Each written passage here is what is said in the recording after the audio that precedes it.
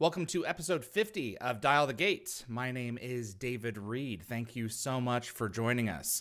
Corin Nemec is our 50th guest on Dial the Gate, and I'm very privileged to have him. So let's go ahead and bring him into the room right here. Hello, sir. So, buddy, I'm just glad that I'm only the 50th episode and not 50 years old. How the heck are you? I'm damn close, though. I'm damn close. You good? You keeping busy? Yeah. I was saying earlier, we're on location scout right now for Blackwater Blues, which is a pilot presentation I'm shooting with Jason London and other people. And I said over here, you can see our director, Steve Wise, and another cast member over there. And we're at going around some of the locations. The location here is gorgeous, though. I mean, if you look around, it's just beautiful. That's the bridge over there that goes to Biloxi where the casinos are. You got the fishing pier here, and then this is called Lovers Beach, this area. Okay. Train bridge right there. I mean, it's just beautiful. Wow. Love So you've been managing to keep yourself busy and sane through this whole situation? Sane, I'd say is not necessarily on the menu. Okay. Busy is. Busy's good. Yeah. All right.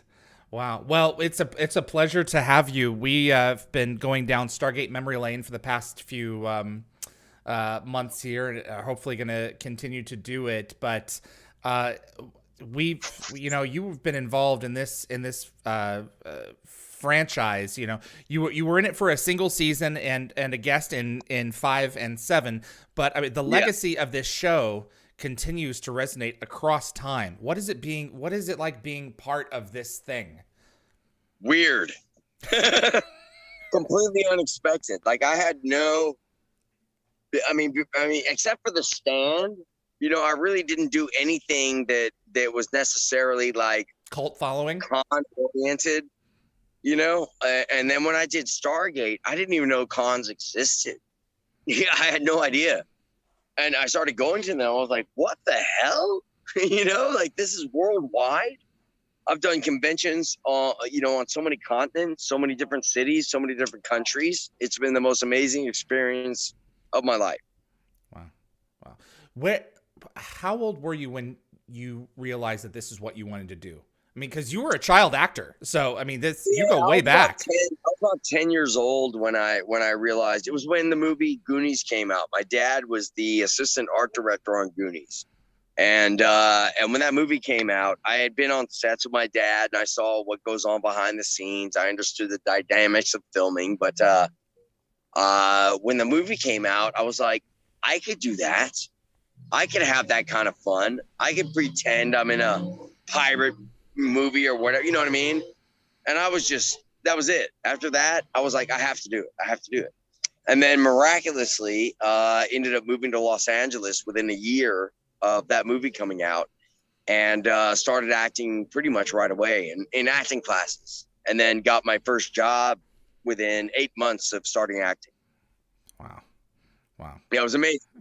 And still doing it. Fortunately. Absolutely. It's a hard industry. It is cutthroat, and casting particularly is purely subjective. No one will ever know how hard this industry. No one knows. This industry is a nightmare, but it's a lot of fun. Absolutely. How did you get involved in Stargate? So can you tell us about being cast as Jonas? Yeah. It was completely random. I was at MGM Studios, or their corporate offices, auditioning for something totally different. It had nothing to do with Stargate. But the casting agents for Stargate were working there, and they passed by me when I was sitting in a quad area reading over my lines for this other project. And I'd read for them before in the past, and we started chatting. And at the time, I kind of had more longish hair and everything. And they're like talking, and they start saying, oh, yeah, we just got a new role for Stargate. It came up that day, the very day they saw me. The role of Jonas Quinn came up. And they're walking around, they look at me, they're like, and they start whispering, like, he kind of looks like Heath Ledger. I was like, that could be a good thing. And then they mentioned, like, they said, hey, you know, we're casting a new role for Stargate, this new character and all that. Would you be interested? Obviously, I said yes. So all I had to do was send over my reels, my demo reels up to Canada. And they looked at him and said, he's good enough. He's good enough. You know, it's Hollywood. This is true. Corin, I got to ask, did you know what you were walking into coming in after Michael left, as far as the fan response? No, not a clue. Because the original Stargate was on Showtime for 5 years. Right. I didn't have Showtime. Yeah. So I never one guest spot. In Meridian was on Showtime. Yeah. So I didn't know anything about the show except for seeing the posters on bus stops and buses and billboards. That's as much as I knew about the show. And I loved the original film. Like the original Stargate film, one of my faves. Love it. So I got into it. I had no idea what like I said, about the conventions and all that. Not a clue. I was shocked. And then when I took over the role of Jonas Quinn, replacing Michael Shanks, I got so much hate mail.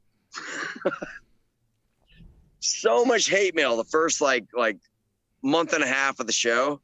And then it shifted. And I got apology letters from people who said, yeah, they sent me hate mail saying, oh, here, you're taking over my... And then I get a letter back. They're like, I'm so sorry. We love you as Jonas. You're actually a great choice to replace him. My apologies for being a jerk or whatever, you know. So that was nice, because some of the letters, I was like, am I about to be killed? I was like, people are very, very serious about. I thought I was getting Arkancided. Yeah, no, absolutely. Am I actually? I feel like Harold Lauder. They think I'm Harold. I didn't blow anybody up. Yeah, totally. Man. Well, what a ride. And at some point I'd love to have you back for like a longer conversation about that year's journey. But I have we should do that. I have some fans that have submitted some questions for you. Awesome. And I want to give yes. Akos wants to know, what's the single thing you're most proud of about that journey, about your Stargate journey? Ooh.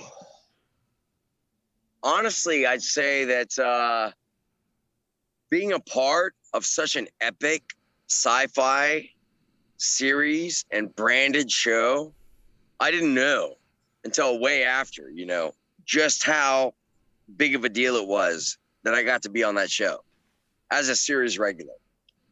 That's when I was like, wow, I was part of something big, you know. It didn't hit me at first, but later on it did.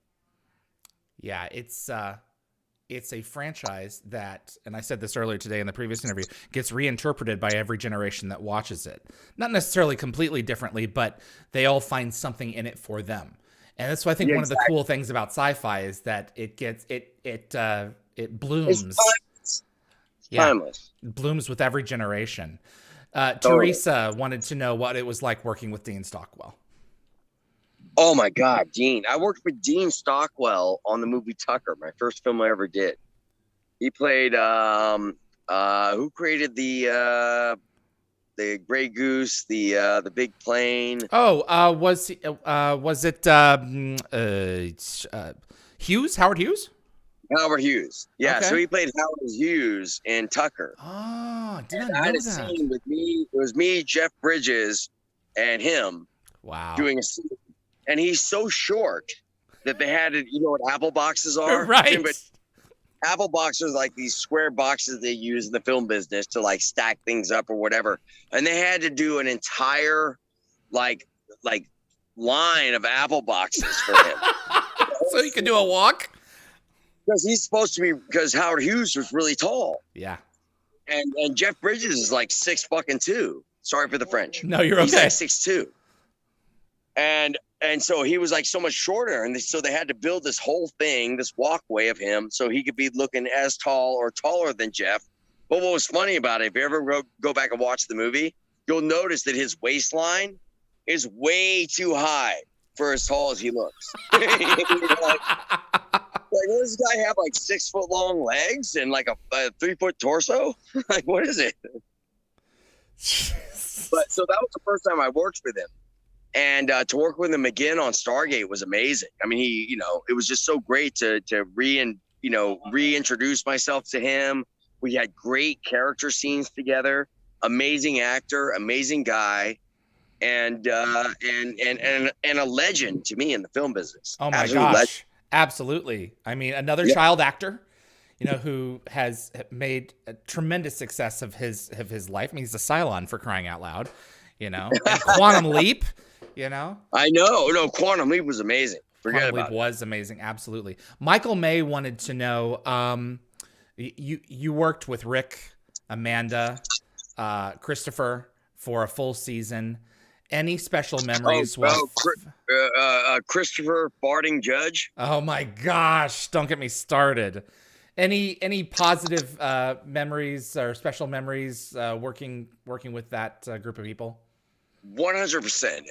Every memory was positive. It was just, I didn't know that Chris Judge liked to fart before scenes until I got on set. Yeah. So he had this joke he would do, and he'd wait, and they'd say, "Okay, roll sound, roll camera," and just before they called action, he would go and just rip a massive fart, and then he'd say action, and you're like, he just farted. It's like, I'm supposed to do my lines. So I learned early on, don't stage myself behind Chris Judge. I'm dead serious. Or if the stage direction says, I'm not going there. I know what he's going to do. The first 2 episodes, I kept being behind him, and I'm like, yo, that's not cool. So after that, I was like, how about if I'm on this side of tapping or that side of Rick? Not behind Chris, please. This is Chris's way of saying, welcome to the show. Totally. What was it? That was the first season where Rick had a reduced schedule. What was it like working with him and his energy, and also working around his schedule? Who? Richard Dean Anderson. Oh, Rick?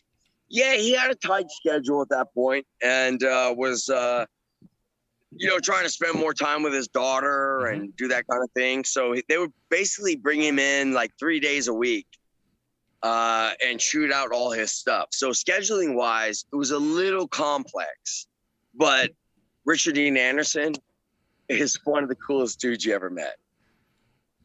He is as jaded. I can't hear you. Oh, I lost you.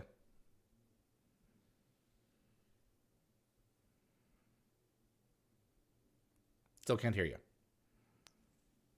One more time. There you go. Yeah, no. Somebody just tried to call in. Oh, so sorry. So Rick is. No, I was saying as sarcastic and as like jaded as he is as the character, same way in real life, exact same way, but hilarious. The nicest guy ever. So approachable, very kind, but jaded and sarcastic in a good way. What about Amanda? Oh my God! Come on, Amanda Tapping. I mean, like if the heavens sent down an angel and told her she should be an actor, that's Amanda Tapping. Absolutely. Reese wanted to know if you had, most giving, most kindest, most attentive you could ever imagine, and not only that, all the technobabble she had to do. She memorized that stuff to a T. We're talking one take, print, done, moving on. It was incredible. She's amazing. Was it, you had a fair bit of that yourself, not so much technobabble, but a lot of research, archaeological related stuff. Was that difficult to keep up with? Was that, no. I mean, just like her, I'm a pro. I'm gonna do my at-home rehearsals. I mean, everybody has a different technique about memorizing lines and all of that. My main thing is to memorize what is the point of the scene. When I understand what is the whole point of the scene, the dialogue for me just suddenly comes naturally, because I have to say this to get to that point. You know what I mean? Well, that makes a lot of sense. I do spend a lot of time, memorizing, but I use the Shakespearean technique where you just do one line at a time. You memorize the first line. If you have a paragraph, you start with the first line, memorize it, get it down, then add the second line, memorize the two together, then add the third line, memorize those three together, and you keep going like that until you get to the end, and it's like clockwork. Wow. I don't know, man. It's you guys, the muscles that you have to have in your brains in order to pull some of this dialogue off, just pages and pages of stuff at any given day. That's something that you can lose over time if you're not working it. But that's true. What an experience about this being on this project. Would you be willing to come back to the fourth series? Alaskan Ballistics wants to know, because Brad Wright is trying to get a fourth series off the ground. Would you be willing to return?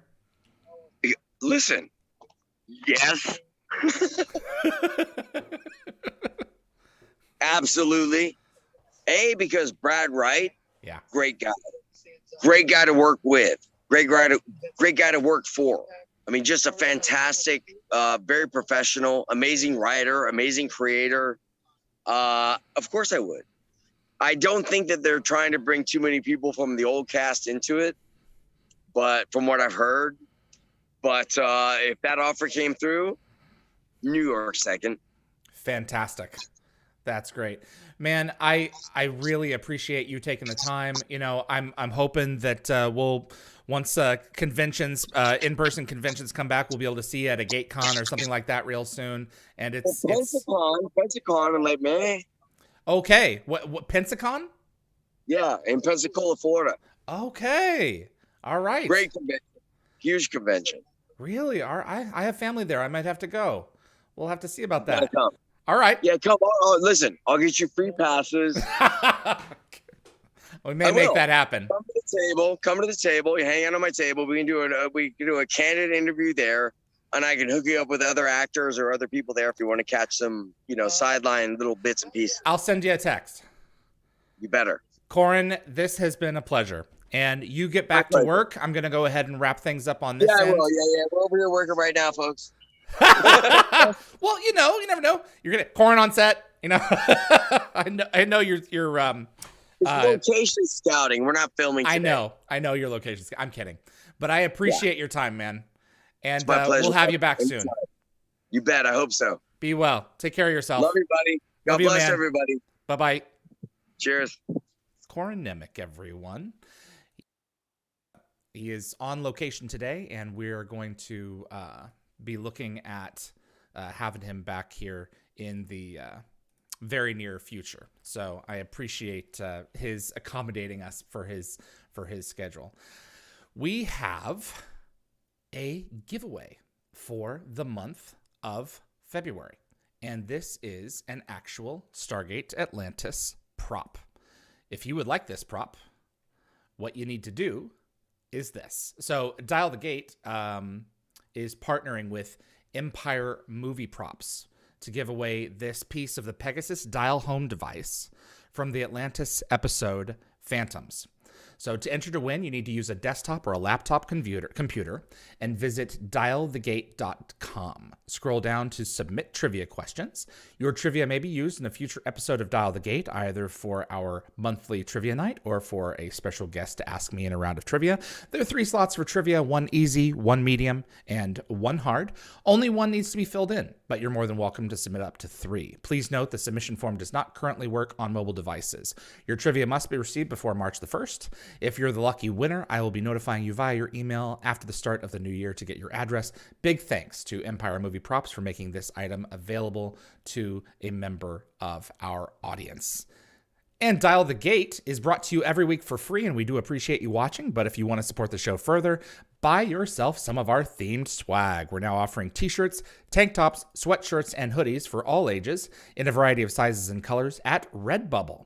We currently offer 4 themed designs and hope to add more in the future. The word cloud designs have both a solid background or a transparent background option.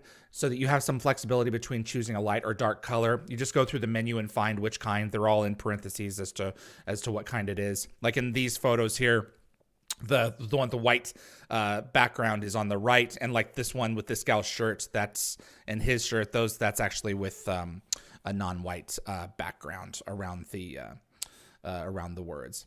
So you can visit dialthegate.redbubble.com, and thank you for your support. And if you like what you've seen in this episode, I would appreciate it if you click the like button. It really makes a difference with YouTube's algorithm and will definitely help the show grow its audience. Please also consider sharing this video with a Stargate friend, and if you want to get notified about future episodes, click the subscribe icon. If you plan to watch live, I recommend giving the bell icon a click so you'll be the first to know of any schedule changes. That's all that we have for this episode. I know it was an abbreviated show, but we wanted to get you Corin, and I wanted Corin for the 50th anyway, so I really appreciate his accommodation. Next weekend, we have Kate Hewlett, a pre-recorded episode with her that I recorded last week, and that's going to be at 1 p.m. Pacific time on Valentine's Day, February the 14th. She has a special announcement in that episode as well. It's a personal announcement. That's all I'm going to say. So come by for that episode. And thanks to everyone who submitted their questions for that. There was a number of questions submitted for that episode. It means a lot.